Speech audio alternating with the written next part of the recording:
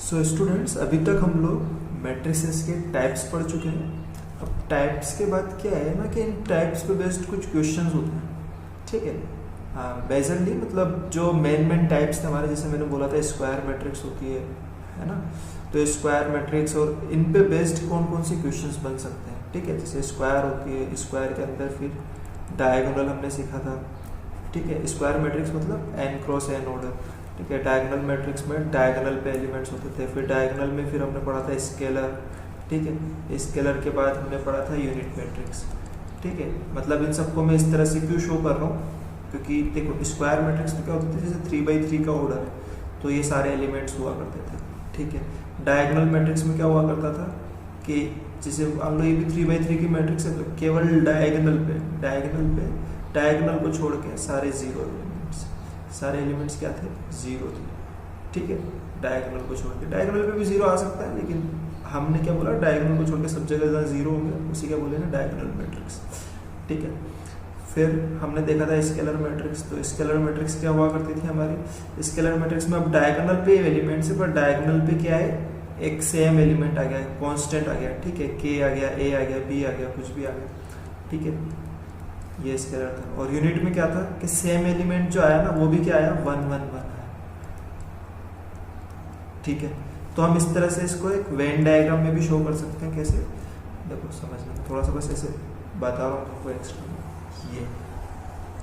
ये तो स्क्वायर हो गया, स्क्वायर मैट्रिक्स, ठीक है। स्क्वायर मैट्रिक्स के अंदर क्या मिली आपको, डायगोनल मैट्रिक्स, है ना। फिर उसी डायगोनल पे अगर सारे एलिमेंट सेम आ गए तो मैंने उसको स्केलर बोल दिया, और उसी स्केलर के अंदर सेम नंबर जो है वो 1 आ गया तो उसे यूनिट या आइडेंटिटी मैट्रिक्स बोल दिया हमने, ठीक है, ठीक है। I hope you have understood, ठीक है। एक दूसरा डाउट जो कई बार रह जाता है, क्या, ये डायगोनल था, डायगोनल पे क्या होता है, आई इक्वल्स टू जे, ये डायगोनल का अपर पोर्शन है ना। मेन डायगोनल के ऊपर अगर जीरोस होते हैं तो उसे तो हम लोअर ट्रायंगुलर मैट्रिक्स बोला करते थे, और इस डायगोनल के, इस मेन डायगोनल के बिलो वाले जो एलिमेंट्स है अगर वो जीरो हैं तो हम उसको अपर ट्रायंगुलर मैट्रिक्स बोला करते थे, है ना। अपर ट्रायंगुलर मैट्रिक्स और लोअर ट्रायंगुलर मैट्रिक्स। एक ही मैट्रिक्स में कैसे दिखा रहा हूँ तुम्हें पता है, पिछले वाला वीडियो देख लो, समझ आ जाएगा, ठीक है। लोअर ट्रायंगुलर मैट्रिक्स मीन्स जो अपर ट्रायंगल के एलिमेंट्स है वो जीरो होने चाहिए। अपर ट्रायंगल के एलिमेंट जीरो होने का मतलब मेन डायगोनल के ऊपर वाले एलिमेंट्स, ठीक है, ठीक है। हाँ, तो क्या बोल रहा था मैं, मेन डायगोनल, मेन डायगोनल के लिए हम क्या बोलेंगे, आई इक्वल्स टू जे, ठीक है। फिर यहाँ पे क्या होगा, तो यहाँ पे क्या होगा, देखो ये सेकंड कॉलम आ गया, फर्स्ट वही है, तो यहाँ ऊपर की साइड पे क्या होता है, जे इज ग्रेटर देन आई होता है, यानी कि मैं इसको ऐसे लिख सकता हूँ, है ना। जे ग्रेटर देन आई मैंने ऐसे समझा दिया, तो मतलब आई लेस देन जे, और यहाँ पे आई ग्रेटर देन जे, ठीक है। आगे बात समझ में, आई ग्रेटर देन जे है तो अपर ट्रायंगल, तुम तो ऐसे ध्यान रख लेना, अब तो याद रहेगा। और आई लेस देन जे है तो लोअर ट्रायंगल, ठीक है। लो मतलब कम, कम मतलब आई लेस देन जे, ठीक है, ऐसे ध्यान रखना, ठीक है। हाँ, तो वही है, अगर एक ऑब्जेक्टिव क्वेश्चन आया और इस तरह से कुछ आए ऑप्शंस तुम्हारे सामने तो तुम बता सकते हो, ठीक है। फिर और क्या क्वेश्चन बनेगा, ठीक है। तो देखो ये हमने लिखी एक डायगोनल मैट्रिक्स, है ना। डायगोनल मैट्रिक्स लिखा हूँ ए बी सी 0 0 0 0 0 0, है ना। तो पहला क्वेश्चन सुनो मेरा, minimum number of zeros, minimum number of zeros कितने होंगे इन अ डायगोनल मैट्रिक्स, ठीक है। ये एक डायगोनल मैट्रिक्स है, इसी के लिए मैं ये क्वेश्चन बना रहा हूँ, है ना। डायगोनल मैट्रिक्स में मिनिमम नंबर ऑफ जीरोस कैसे होंगे, सोचो।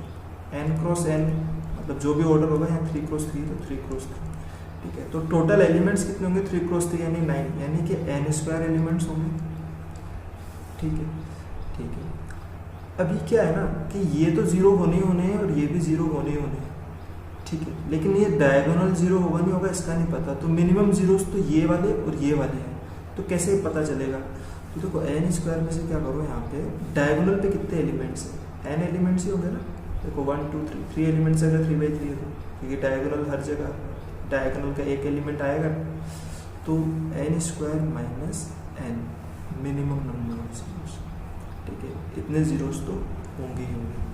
ठीक है, अच्छा फिर एक क्वेश्चन है ना, एक और question, maximum number of distinct entries, distinct entries, ठीक है, कि कितनी डिफरेंट डिफरेंट एंट्रीज होगी ये बता दो मुझे, है ना। तो देखो समझना, एक तो ए बी सी ये तीनों डिफरेंट डिफरेंट नंबर्स हो सकते हैं डायगोनल मैट्रिक्स के लिए। तो maximum number of distinct entries, एक तो ये 3 तो ये हो गए, तो n तो ये हो गए, ठीक है, और एक ये हो गया जो कि 0 आएगा, ठीक है। तो maximum number of distinct entries कितनी होगी, n+1, ठीक है, फॉर डायगोनल मैट्रिक्स, ठीक है। एक मैं डिस्कस कर लूँ, अगर चलो स्केलर मैट्रिक्स के लिए डिस्कस करना होता ना, तो तुम खुद सोचो, स्केलर मैट्रिक्स में तो यहाँ सब सेम आएगा तो भी मिनिमम नंबर जीरोस तो वही रहेंगे। अब डिस्टिंक्ट एंट्रीज क्या होगी, डिस्टिंक्ट एंट्रीज होंगी 1 तो ये, और एक और ये 0 0 0 जो है ना, तो 2, ठीक है। तो यहाँ पे डिस्टिंक्ट एंट्रीज कितनी होगी स्केलर मैट्रिक्स में, तो फिक्स है 2।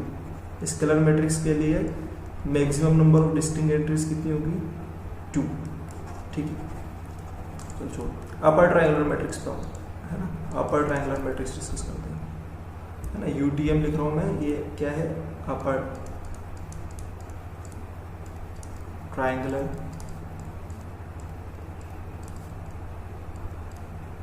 मैट्रिक्स, है ना। ये आपने भूल गया, कोई बात नहीं, बोल तो मैं सही रहा हूँ ना, बस। तो अपर ट्रायंगुलर मैट्रिक्स, ठीक है। अपर ट्रायंगुलर मैट्रिक्स में क्या होगा, ए बी सी, है ना। यहाँ मान लो डी आ गया, ई आ गया, एफ आ गया। अभी देखते हैं इसमें क्या केस बना रहे हैं, 0 0 0, है ना। पहला क्वेश्चन तो वही है, तो मिनिमम नंबर ऑफ जीरो, है ना।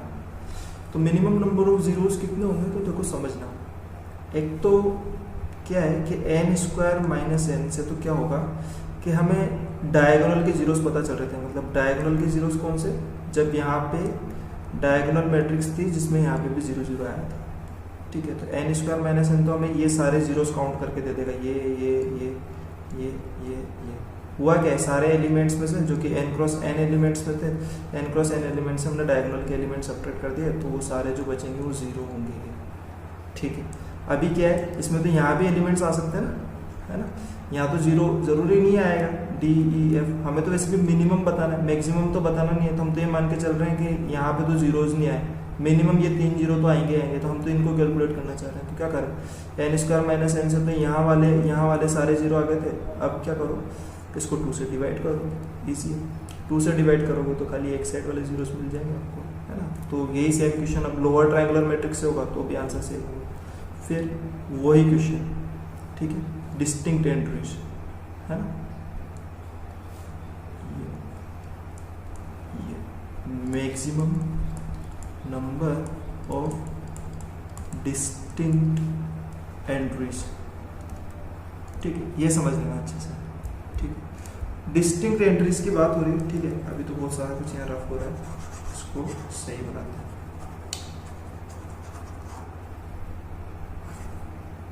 है ना। कुछ भी भूल गए हो तो नोट कर लेना, फिर से रिवाइंड करके, ठीक है। n×n है, और मैं क्या फाइंड आउट करना चाह रहा हूँ, maximum number of distinct entries, ठीक है।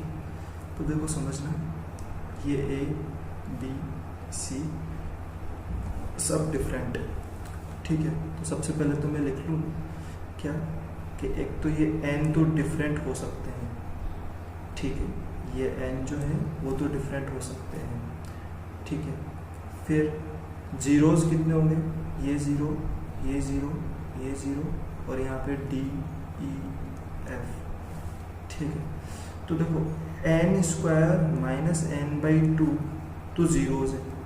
अब जीरोस हैं तो इतने डिस्टिंक्ट एलिमेंट भी तो यहाँ पे हो सकते हैं ना हमारे पास, क्या समझ रहे हो, क्या है ये और ये भी तो डिस्टिंक्ट एलिमेंट हो सकते हैं। अब जैसे ये 3 0 है, तो 3 0 कैसे काउंट किया, n² - n/2 करके, तो 19 से अगर ये 3 डिस्टिंक्ट एलिमेंट निकाल लो तो ये भी डिस्टिंक्ट एलिमेंट होंगे, ठीक है। तो इसीलिए मैंने यहाँ प्लस लगाया था, ठीक है। तो ये तो distinct elements plus n plus, अब क्या है, एक और ये रह गया ना 0 भी तो अब इन सबसे डिफरेंट है, तो प्लस ये एक एलिमेंट जो डिफरेंट है इसके लिए प्लस 1, ठीक है। तो इसको सिंप्लीफाई करेंगे तो ऐसा कुछ आएगा n square plus n plus 2/2, ठीक है। देख लेना एलसीएम लेके, यही है, ठीक है। तो ये इस तरह का क्वेश्चन था। लोअर ट्रायंगुलर मैट्रिक्स के साथ भी बन सकता है, अपर ट्रायंगुलर मैट्रिक्स के साथ मैंने दिखा दिया तुमको, ठीक है।